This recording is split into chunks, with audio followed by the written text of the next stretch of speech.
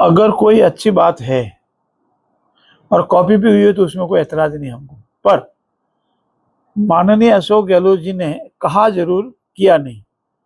मैं आपको साक्षी मान के कह सकता हूँ, नितिन गडकरी एक ऐसा हमारे केंद्रीय सरकार में मंत्री है, अनेक मंत्रियों के साथ, मोदी जी के साथ, कि शायद हिंदुस्तान में नहीं विश्व में अगर हिंदुस्तान प्रथम स्थान पर आया है रोड नेटवर्क में, जिनके कार्यकाल में 2 या 3 किलोमीटर प्रतिदिन रोड बनती थी, आज 37 से 40 किलोमीटर प्रतिदिन रोड बन रही है।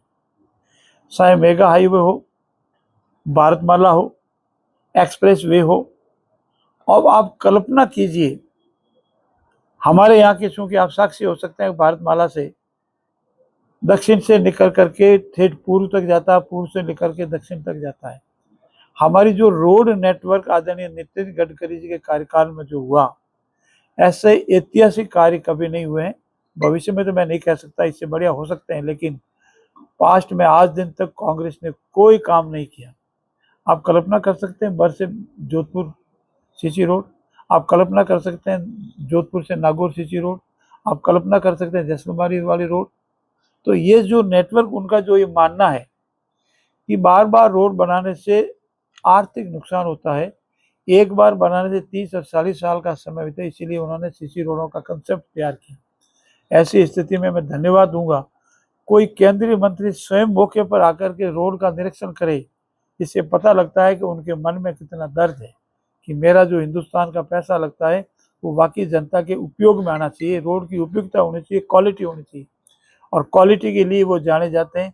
उन्होंने पार्लियामेंट में कहा है और अपने घर पे अनेक बार कहा है, और माननीय अशोक गहलोत जी ने खुद का कथन है कि मैंने नितिन जी से जब भी मांगा उन्होंने कोई मना नहीं किया, जितना मांगा उसे अधिक दिया।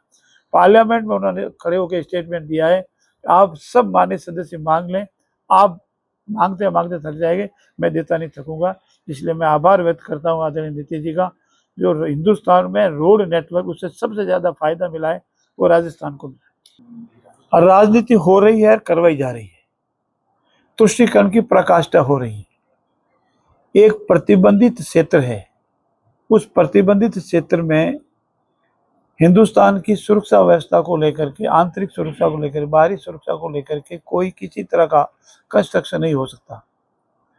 और पूर्ववर्ती राजस्थान की कांग्रेस सरकार ने जानबूझकर तुष्टीकरण की नीति के तहत वह ऐसे भवन खड़े करवा दिया जिसमें संदिग्ध गतिविधियां हो रही है।